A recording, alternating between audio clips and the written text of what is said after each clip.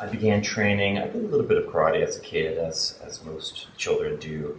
But training really started for me when I was 16. I went to Japan as an exchange student. Okay. And I started training judo over there.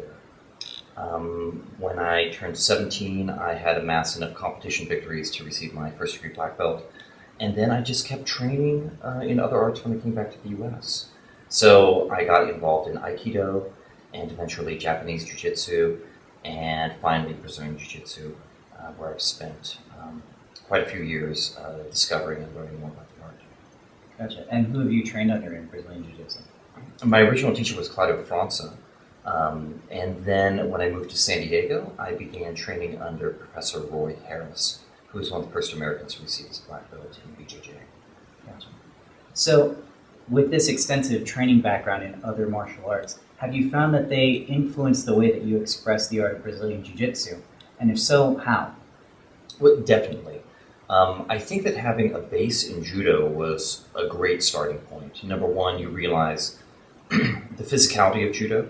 Judo takes a lot of repetitions to be able to ingrain a throw in deeply into your muscle memory. So it's not mystical at all. It's about repetitions, hard training, and being in shape. You know, it's a very athletic activity. Judo is, I wouldn't say it's war, but it's difficult, and it's on a different time frame. You need speed, you need aggressiveness, and you need to be to have dogged determination when you're in a shiai or you're in a competition match in judo. Sure. Which is a little bit different than jiu-jitsu. Jiu-jitsu, I feel, is a touch more of a thinking man's art in the sense that you have more time. And you can be a little bit lazier or more relaxed, depending on how you look at it. So judo was a great foundation for taking away the mysticism of Japanese martial arts. And when I started to explore the world of Aikido, there was quite a bit of there was a fascination with Japanese culture that may have impeded the actual work necessary to make techniques effective. You know, the actual hard training, the repetition that you need, and the level of aliveness that you need to be able to pull off techniques against a resisting opponent. So the world of Aikido was an incredible world, beautiful, very powerful martial art, often misunderstood, and it's definitely influenced the way I express my Brazilian Jiu-Jitsu because I learned it's okay to yield. It's okay to blend with oncoming forces. Whereas Judo, you do a little bit of that, but it's more of kind of enforcing your will, getting them to react to you. Aikido is much more receptive. You receive their energy and then redirect it. So when it comes to Brazilian Jiu-Jitsu, I feel that I have a very flowing and relaxed style. Occasionally sharp and explosive, but I usually wait for my moment, and don't try to force anything. Gotcha. So since we're talking about your style, they say that you can learn a lot about a person by the way they roll. So what do you think the way that you roll says about Roy Dean, the man? I would definitely agree with that. I think that being able to, your personality comes out of the mat. Sure. And so when it comes to the way that I roll, I would say that I'm not confrontational. I can hold my ground if I need to, but I'm usually the first to blend and say, oh, okay. So I'll feel what a person is doing. Very often I don't always try to enforce my will. Say it's a casual roll. I won't try to go in and crush the person. I'll feel where they're at, feel what they want to do, get an understanding of what their tendencies are on the mat and who it is that I'm dealing with. And I've seen it many times with students and training partners over the years where, you're a type A personality, you like to take everything really hard, you're extremely competitive, and you want to get good quick, and you're going to take your way, and you're just going to crush people and leave their bodies in your wake. But me personally, I'm much more about feeling what the person is doing, seeing what they're doing, and then maybe adding a little bit to that, or kind of playing as they push. Maybe I'll blend a little bit, slip to the side, and try to use as much of their energy as possible. So I think I'm not very aggressive, so to speak, in life.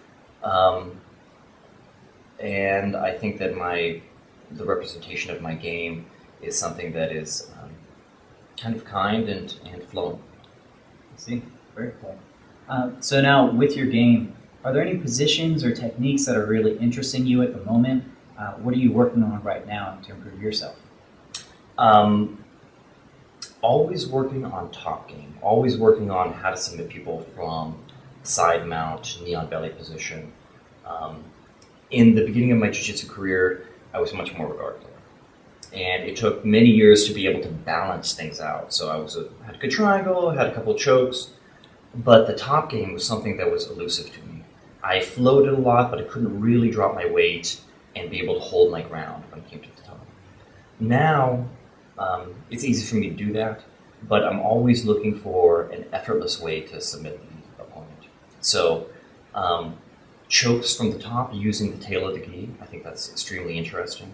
Also, in terms of stand-up techniques, wrestling is something that I wish I had wrestled in high school, and I'm always looking to improve my wrestling, because my wrestling is something that I feel is an important part of modern Brazilian Jiu-Jitsu. Sure. And because I don't have that background, I'm always looking to glean things from experts, whether it's breaking posture, breaking tie-ups, or simple, effective wrestling techniques that translate well to the BJJ game. Not all techniques from other grappling arts apply well to this particular art, but there's so much overlap. You'd be a fool to not open your eyes and be receptive to that information. See. Switching gears for a second, you've become really well known for this almost library of educational resources that you put out through DVDs and apps. Is there anything on the horizon that you're working on that we should be on the lookout for? That's a great question. I've been working hard on a project, RDA Online, Roy Academy Online, where I have my entire library of instructional DVDs, starting with the White Belt Bible, Blue Belt, Purple, and now Brown Belt requirements, plus some of the other materials I've released. And I'm also going to start including classes that I host here at the Academy. When I teach, it's just life at the Academy, one class at a time. So I'm going to have them edited and have them in very easy to watch, digestible chunks of information. And so that people that are interested in training at the Academy and also, especially for affiliates, to be able to bring the experience that they have here in Bend back into their own home environments and be able to see how I link techniques together, and then they can replicate that style as well as get new technical infusions. Will we be seeing a Black Belt Requirements DVD in the future? Oh yeah, definitely. I'm already writing down ideas for it. And part of what's going to go into that is things that I've learned since becoming a Black Belt. You can have a basic game, so to speak, all the way up to Black Belt, but you do things with a touch of perfection. And then at Black Belt, I've learned so much.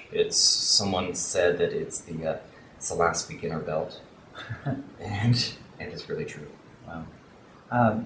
For those that are looking to improve their game, whether beginner or advanced, do you have any advice that you think would apply to everyone in Jiu-Jitsu?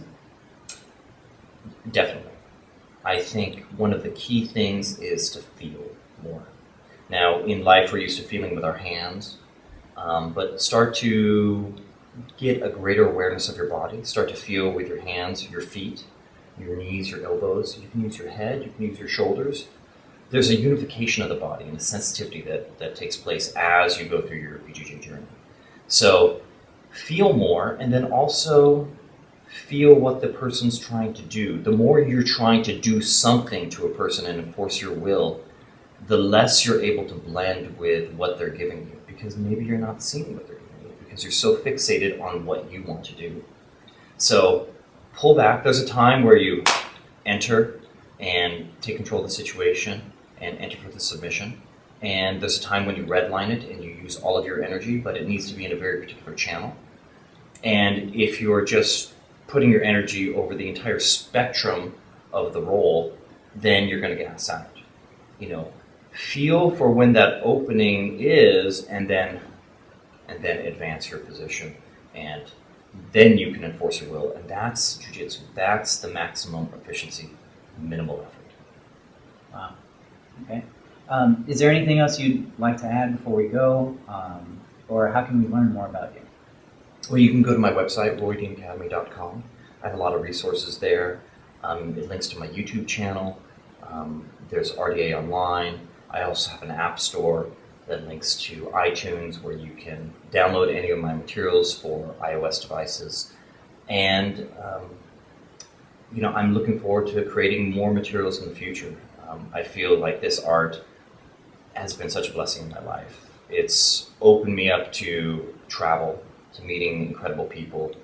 It was not something that I started out thinking that I would want to do. I just trained because I loved it. I had done it for a long time. It was part of my identity. And then one day I realized I had something to offer and I had something to contribute.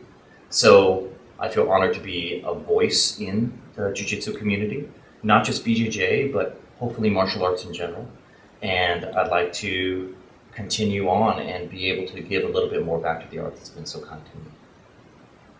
Great. So again, Roy, I'd like to thank you for your time. Don't forget to check out roydeanacademy.com. Don't forget to subscribe. We'll see you later.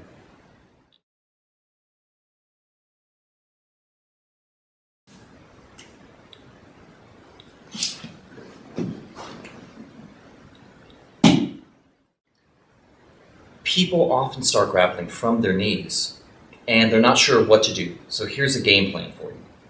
I'm going to slap hands, bump fist with Caesar, and then immediately I grip over the top of his sleeve, 4 fingers in, rolling for a cuff grip. Left hand goes on the ground. Right foot goes out. Now my left foot goes against his hip. I have his posture broken right here. As my hips hit the ground, I use my left leg to pivot and spin into the triangle choke. Lock my legs together. Palm goes on the top of his knuckles for the wrist lock. And we get the tap.